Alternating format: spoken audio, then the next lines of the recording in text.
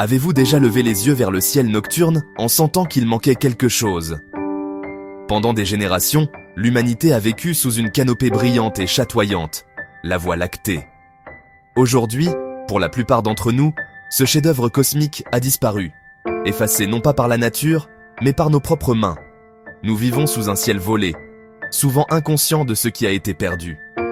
La Voie lactée, notre galaxie d'origine, a autrefois inspiré des mythes, guidé les explorateurs et nous a connectés à l'univers. Maintenant, les lumières de la ville ont remplacé la vue infinie, parsemée d'étoiles, par un ciel pâle, teinté d'orange. Pour retrouver notre connexion au cosmos, nous devons d'abord comprendre ce que nous avons perdu. La Voie lactée est un disque colossal et tourbillonnant d'étoiles, de gaz et de poussière, notre galaxie s'étendant sur plus de 100 000 années-lumière. Notre Soleil n'est qu'une parmi des centaines de milliards d'étoiles, nichées dans un bras spiral. D'un endroit vraiment sombre, la Voie lactée apparaît comme une bande lumineuse, la lumière de milliards d'étoiles lointaines se fondant ensemble. Chaque culture a trouvé un sens à cette rivière d'étoiles, un chemin divin, une rivière céleste, la colonne vertébrale de la nuit. Perdre la vue de la Voie lactée est plus qu'une perte esthétique, c'est une perte d'émerveillement et de mémoire culturelle. Des générations pourraient ne jamais connaître l'émerveillement d'un ciel débordant d'étoiles. Le ciel n'est pas seulement un objet scientifique, c'est un trésor culturel. Comment avons-nous caché une galaxie? La réponse: la pollution lumineuse, une lumière artificielle excessive et mal dirigée. Les lumières de la ville se dispersent dans l'atmosphère, créant une brume lumineuse qui noie la faible lueur des étoiles lointaines. Plus de 80% de la population mondiale vit maintenant sous des ciels pollués par la lumière. En Europe et en Amérique du Nord, c'est presque tout le monde. Dans les grandes villes, vous ne verrez peut-être qu'une poignée d'étoiles comparée à des milliers dans un endroit vraiment sombre. La pollution lumineuse n'est pas seulement un problème urbain. La lueur des villes peut gâcher l'obscurité pour des régions entières. Des lumières mal conçues, gaspillant de l'énergie, projetant la lumière vers le ciel, où elle ne sert à rien. En un siècle seulement, nous avons radicalement altéré le rythme de la nuit et du jour. Nous avons volé la nuit à nous-mêmes et au monde naturel.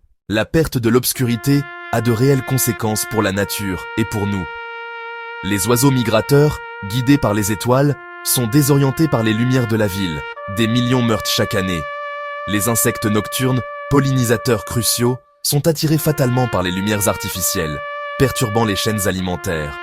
Les bébés tortues de mer, désorientés par les lumières côtières, se dirigent vers l'intérieur des terres, au lieu de la mer. Pour les humains, la lumière artificielle la nuit supprime la mélatonine, perturbant le sommeil et la santé.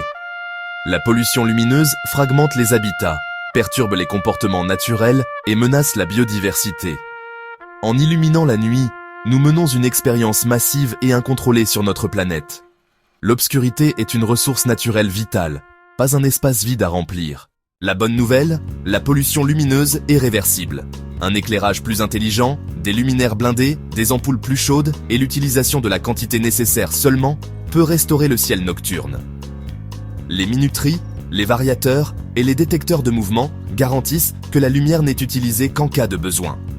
Les réserves de ciel étoilé protègent l'obscurité naturelle et offrent des sanctuaires pour la faune et les amateurs d'astronomie.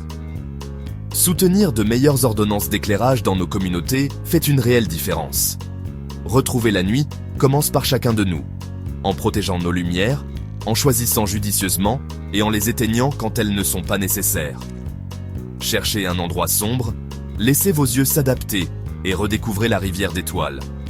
Les étoiles sont toujours là, attendant que nous baissions les lumières. Et vous, que pensez-vous de la pollution lumineuse? Avez-vous déjà vu la Voie lactée?